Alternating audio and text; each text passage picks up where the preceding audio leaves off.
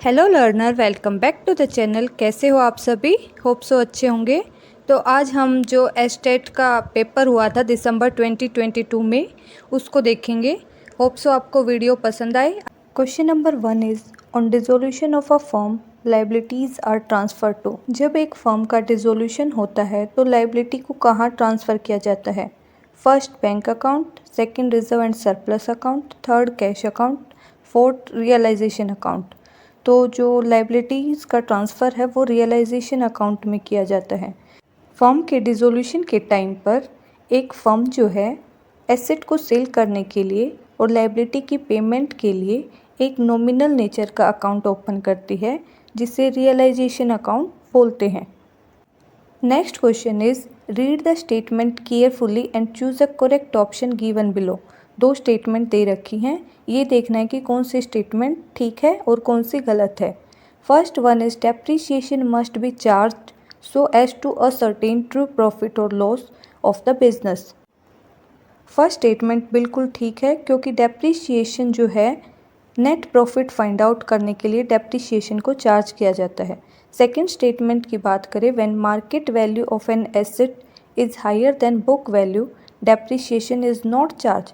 ये गलत है बिकॉज सभी जो हमारी टेंजिबल एसेट हैं, टेंजिबल एसेट पर डेप्रीशिएशन चार्ज किया जाता है। डेप्रीशिएशन से रिलेटेड 3 टर्म है, depreciation, second one is amortisation, third one is जो हमारा है डेप्लीशन। ठीक है, डेप्रीशिएशन जो है फिक्स्ड एसेट, जो टेंजिबल एसेट हैं उनकी वैल्यू को फाइंड आउट करने के लिए यूज़ किया जाता है। Amortisation intangible asset like goodwill वगैरह, इनकी वैल्यू को फाइंड आउट करने के लिए किया जाता है। और डेप्लीशन जो है वो वेस्टिंग एसेट लाइक माइनिंग वगैरह में हम जो है डेप्लीशन का यूज़ करते हैं। Next question is A limited has agreed to pay purchase price of building 2,20,000। Half the payment was made in cash and remaining half by issue of 9% debenture of 100 each at a premium of 10%. How much debentures will be issued for paying purchase account? Means A limited ने एक जो है एक building purchase की है 220 की। Half तो उसने कैश में पेमेंट कर दी और हाफ के उसने जो है डेबेंचर इशू कर दिए, मीन्स 110 की। कैसे डेबेंचर इशू किए हैं? 100 प्लस 10% प्रीमियम मीन्स 110। तो इन्होंने पूछा है कि उन्होंने कितने नंबर ऑफ डेबेंचर इशू किए हैं, तो कैसे कैलकुलेट करेंगे? 110 की पेमेंट करनी थी, 110 जो है के अकॉर्डिंग उन्होंने डेबेंचर इशू किए हैं, तो नंबर ऑफ डेबेंचर 1000। तो आंसर क्या होगा? आंसर होगा ए, मीन्स 1000 डेबेंचर इशू किए हैं। Next question is petty cash book is maintain for recording. जो पिटी कैश बुक है वो हमारी मैनुअल रिकॉर्ड कीपिंग सिस्टम का एक पार्ट होती है। वो क्यों मेंटेन की जाती है? वो मेंटेन की जाती है petty expenses paid in cash, उनको रिकॉर्ड करने के पर्पज़ से। Next question is which ratio indicates the firm is capacity to pay long term debts and procure additional loans and inform whether the firm is following the policy of trading on equity। Means वो कौन सी ratio है जो indicate करती है कि firm अपनी long term debt की payment time पर कर पाएगी या नहीं, उसे एडिशनल लोन आसानी से मिल पाएगा या नहीं, वो ट्रेडिंग ऑन इक्विटी की पॉलिसी को फॉलो करती है या नहीं। तो वो रेशो होती है हमारी debt equity ratio. Next question is the ratio in which the continuing partners have acquired the share from the retiring or deceased partner is called। तो वो रेशो होती है हमारी गेनिंग रेशो। पार्टनरशिप के केस में 2 रेशो होती हैं, first one is gaining ratio, second one is sacrificing ratio. अगर गेनिंग रेशो की बात करें तो गेनिंग रेशो वो रेशो होती है जो रिमेनिंग पार्टनर का प्रॉफिट में पोर्शन डिटरमाइन करने में हेल्प करती है। कब? जब कोई एग्जिस्टिंग पार्टनर या तो रिटायर हो जाए या उसकी डेथ हो जाए। इसे कैसे कैलकुलेट किया जाता है? न्यू रेशियो जो हमारी है minus old ratio. Second ratio की बात करें तो सेक्रीफाइसिंग रेशियो। सैक्रिफाइसिंग रेशियो कौन सी रेशियो होती है जिसमें जो ओल्ड पार्टनर है वो किसी न्यू पार्टनर के एडमिशन के टाइम पर जिस रेशियो में जो है सैक्रिफाइस करते हैं या अपना शेयर सरेंडर करते हैं न्यू पार्टनर को, उसे हम बोलते हैं सैक्रिफाइसिंग रेशियो। इसे कैसे कैलकुलेट करते हैं? Old ratio minus new ratio. Next question is Kaushal and Gulab दो पार्टनर है एक फर्म में जिनकी प्रॉफिट शेयरिंग रेशियो है 5:3। ठीक है, एक नया पार्टनर राजू एडमिट करता है 1/7 शेयर के लिए। उनकी न्यू प्रॉफिट शेयरिंग रेशियो भी दे रखी है 4:2:1। हमें क्या कैलकुलेट करना है? Sacrificing ratio. किनकी? कौशल एंड गुलाब। ओल्ड पार्टनर कौन थे? कौशल एंड गुलाब। तो सैक्रिफाइस कौन करेगा? अपने प्रॉफिट का शेयर जो है सरेंडर कौन करेगा? कौशल एंड गुलाब। सैक्रिफाइसिंग रेशियो को कैलकुलेट करने का फॉर्मूला क्या होता है? Old ratio minus new ratio. ठीक है जी। तो कौशल कितना सैक्रिफाइस करेगा? कौशल की कैसे निकालेंगे? उसकी ओल्ड रेशियो कितनी है? 5/8 माइनस न्यू रेशियो 4/7। तो कितनी आई? कितना सेक्रीफाइस करेगा? 3/56। ऐसे ही गुलाब की निकालेंगे। गुलाब जो है कितना सेक्रीफाइस करेगा? गुलाब की ओल्ड रेशियो है 3/8 minus new ratio 2/7 equals to 5/56। तो इस प्रकार कौशल और गुलाब जो है किस रेशियो में सेक्रीफाइस करेंगे? 3:5 रेशियो में।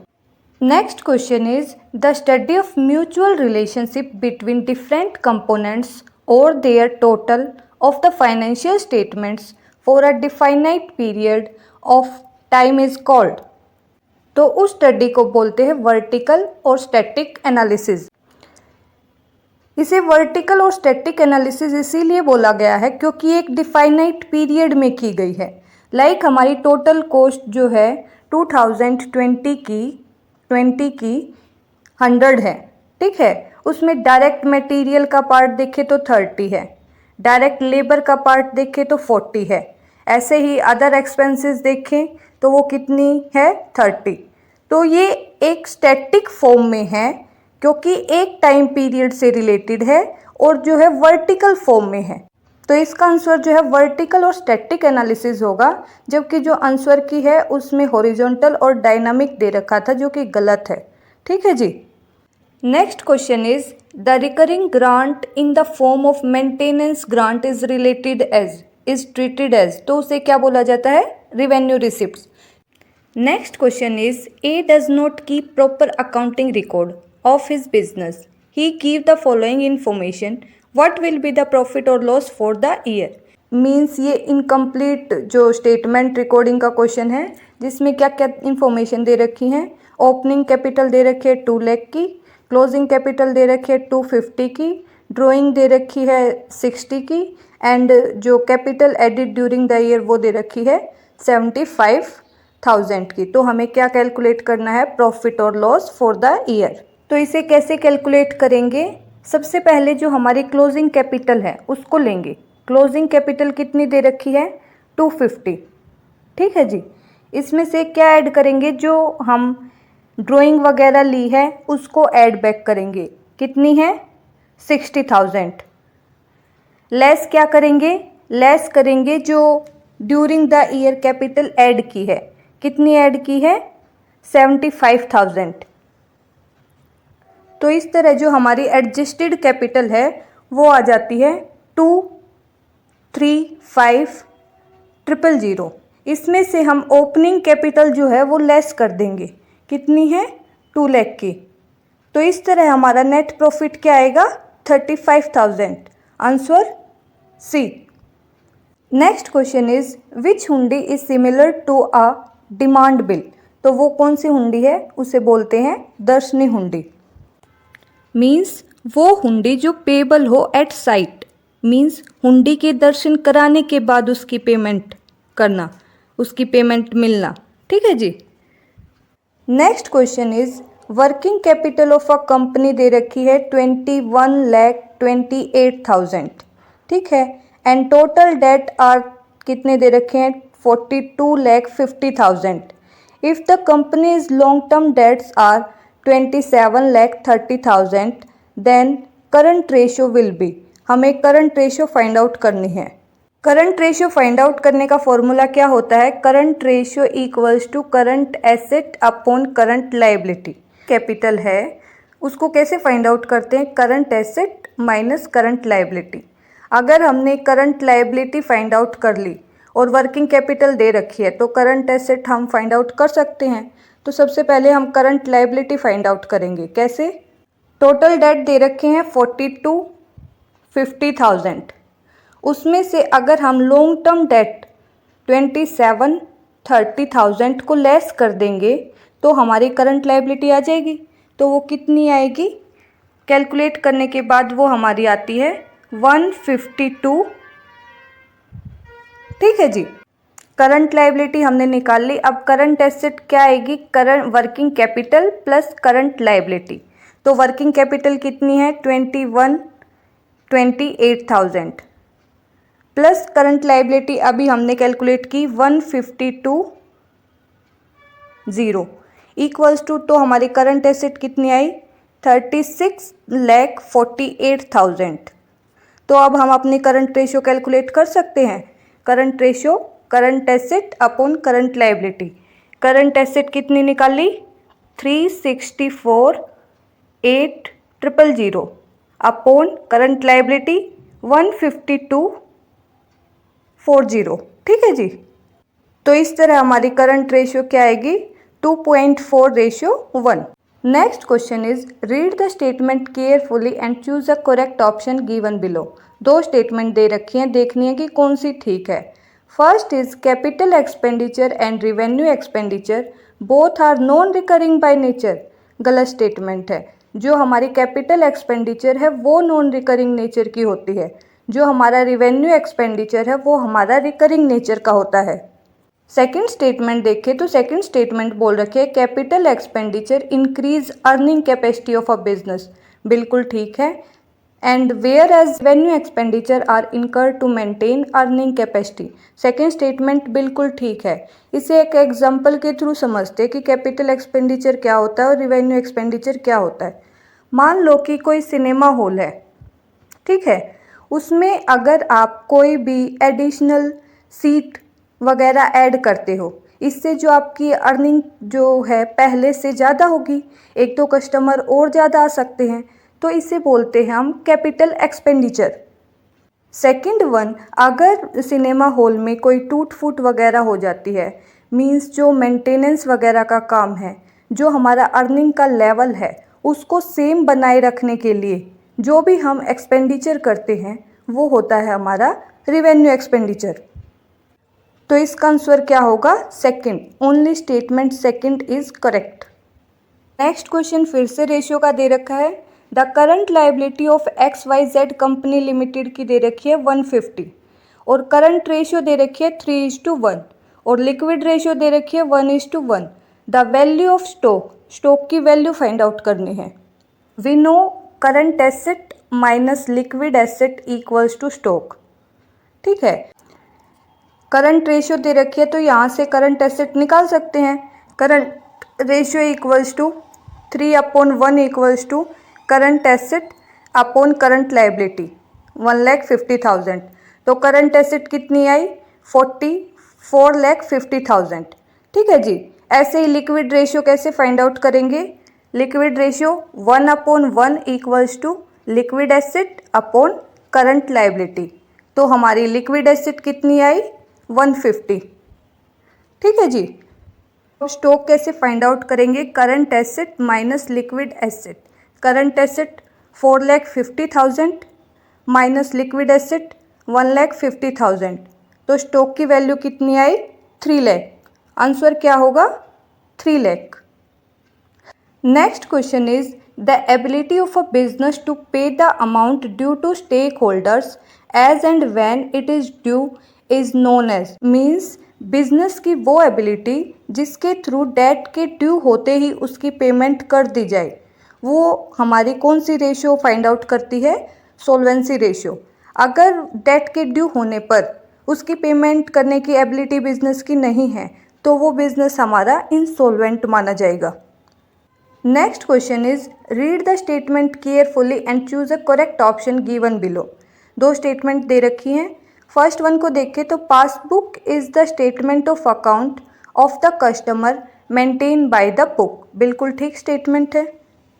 पासबुक जो है कस्टमर के अकाउंट की वो बुक है जो कि बैंक मेंटेन रखता है। Second one is a business firm periodically prepare a bank reconciliation statement to reconcile the bank balance as per the cash book with the passbook as these two show difference balance for various reason।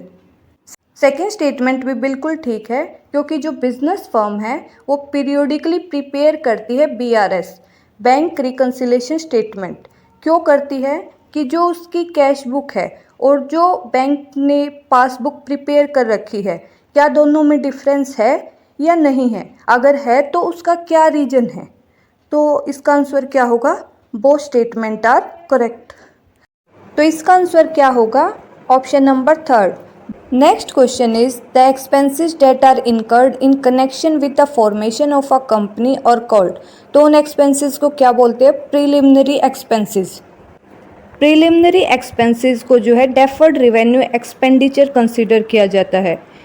हम जो है every year एक part को जो है profit and loss से charge करते हैं और अदर पार्ट को बैलेंस शीट में अदर एसेट हेड में शो करते हैं। Next question is representation of various factors affecting net profit and capital employed by a chart known as. तो उस चार्ट को क्या बोलते हैं, 2 पॉइंट चार्ट। पॉइंट चार्ट का यूज जो है एक कंपनी की फाइनेंशियल पोजीशन, फाइनेंशियल परफॉर्मेंस देखने के लिए किया जाता है। सबसे पहले एफ डोनाल्डसन ब्राउन ने जो है 2 पॉइंट चार्ट को डेवलप किया था। ठीक है, कब किया था, 1914 में। ठीक है जी। Next question is from the following which statement is not true for bill of exchange. तो कौन सी स्टेटमेंट ट्रू नहीं है, first one it is drawn by the debtor, because ये डेटर के द्वारा नहीं, ये क्रेडिटर के द्वारा लिखा जाता है।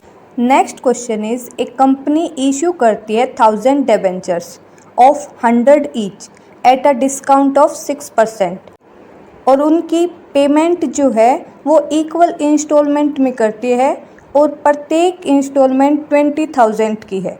ठीक है, और जो इंस्टॉलमेंट है उसकी payment end of each year में की जाती है। Starting from the first year, which amount of discount is written off at the end of first year?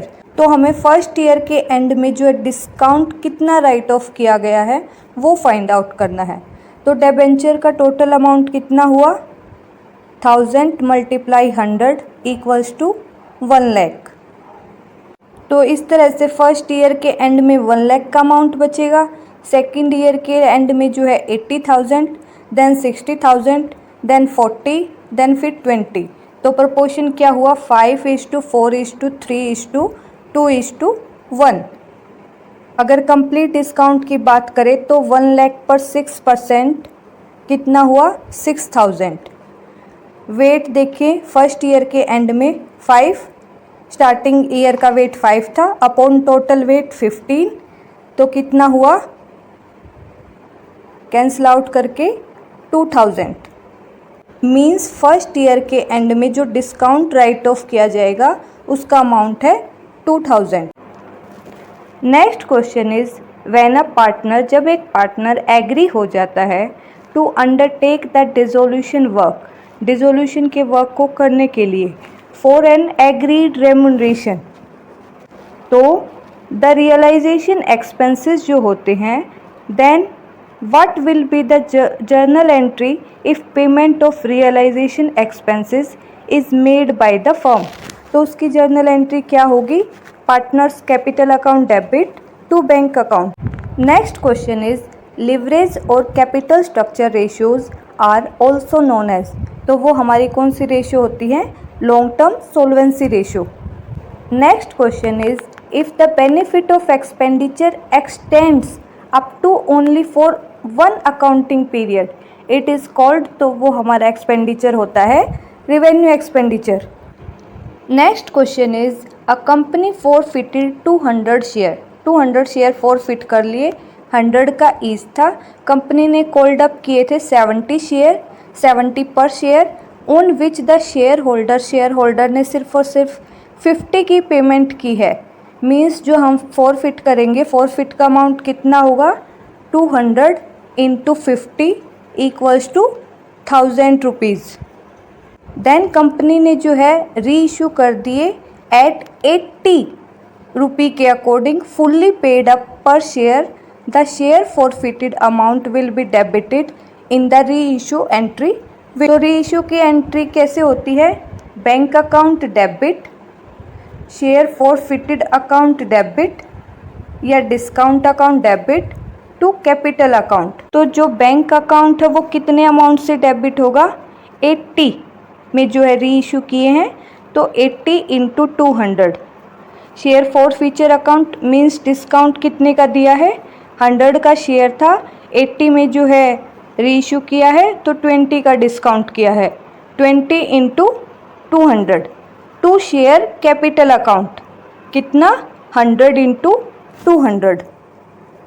तो क्वेश्चन में पूछ रखा है कि forfeited account will be debited इन री इशू एंट्री, तो वो कितने से होगा, 20 इंटू 200 मीन्स 4000।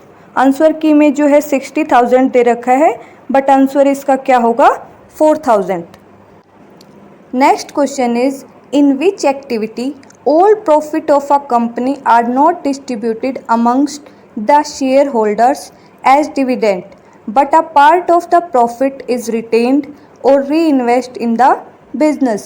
तो उसे क्या बोलते हैं, plugging back of the profit.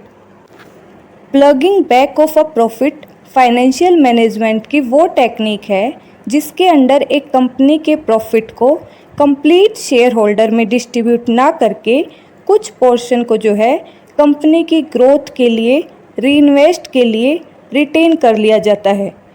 Next question is, the entire life of a firm is divided into time intervals for the measurement of the profit of the business is called. तो वो हमारा कौन सा कॉन्सेप्ट होता है, accounting period concept. Next question is, while preparing cash flow statement of financial enterprise.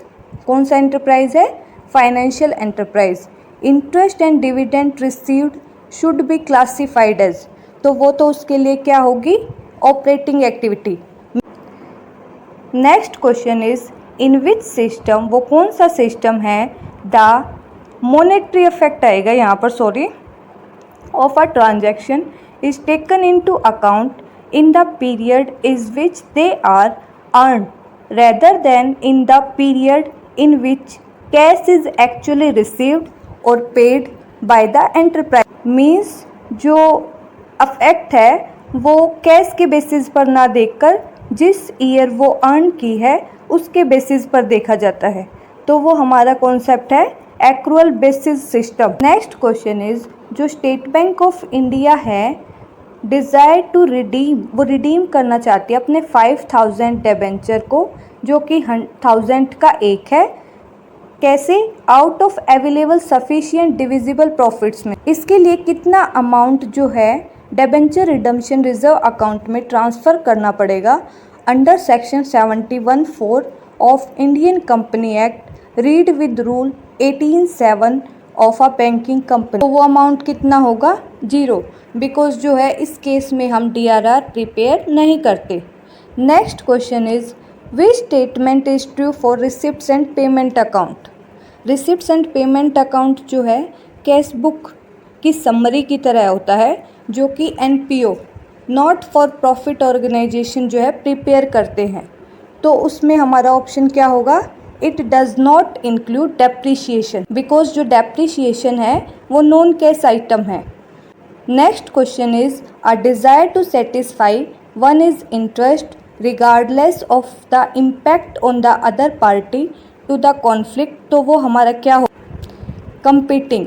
Means जो है दो पार्टीज़ में से एक पार्टी पर अफेक्ट को देखे बगैर दूसरे के जो इंटरेस्ट को सेटिस्फाई करना, वो हमारा कॉन्फ्लिक्ट, वहाँ कौन सा कॉन्फ्लिक्ट अराइज होगा, कंपीटिंग।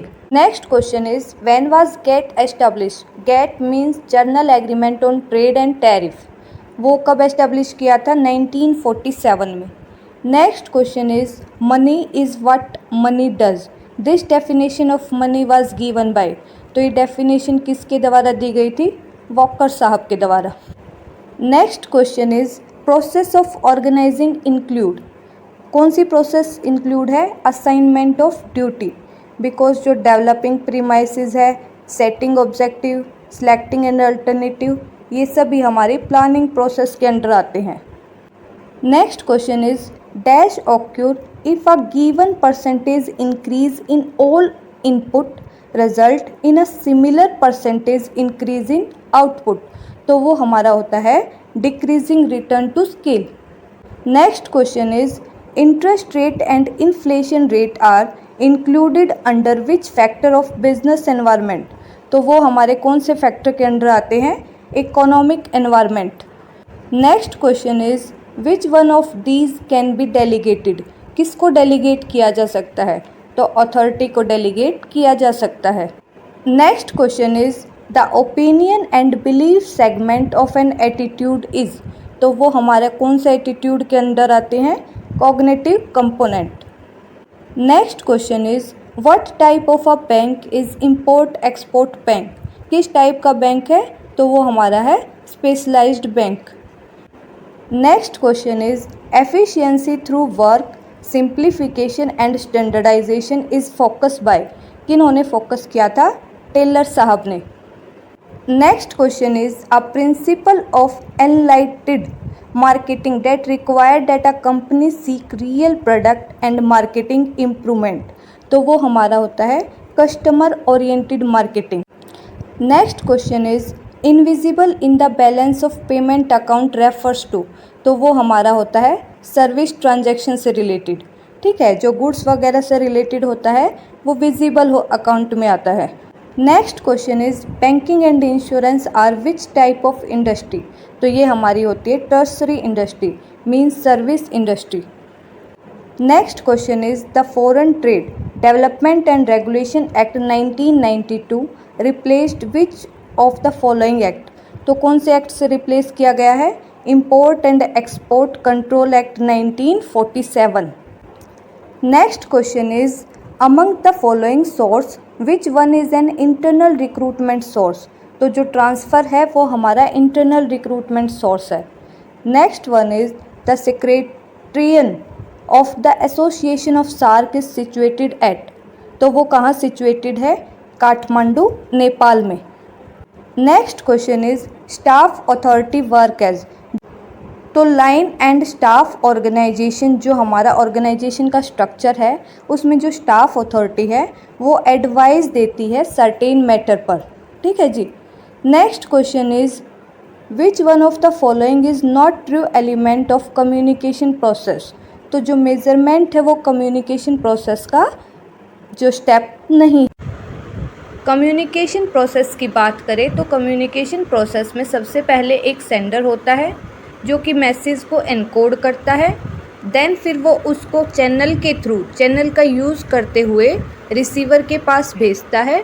रिसीवर उसे अपनी लैंग्वेज में डिकोड करता है जिसे डिकोडिंग बोलते हैं। एंड देन फाइनल वो सेंडर को फीडबैक प्रोवाइड करता है। तो जो मेजरमेंट है वो कम्युनिकेशन प्रोसेस का स्टेप नहीं है। Next question is who has propose the need of achievement theory. तो आंसर क्या होगा? डेविड मैकक्लेलैंड साहब ने। इनकी 3 नीड कौन कौन सी है? Need of achievement, need of power and need of affiliation, जिसे जो है डेविड मैकक्लेलैंड साहब की 3 नीड थ्योरी के नाम से भी जानते हैं। Next question is who determine the cash reserve ratio. Cash reserve ratio को कौन डिटरमाइन करता है? Central bank, means RBI, reserve bank of India.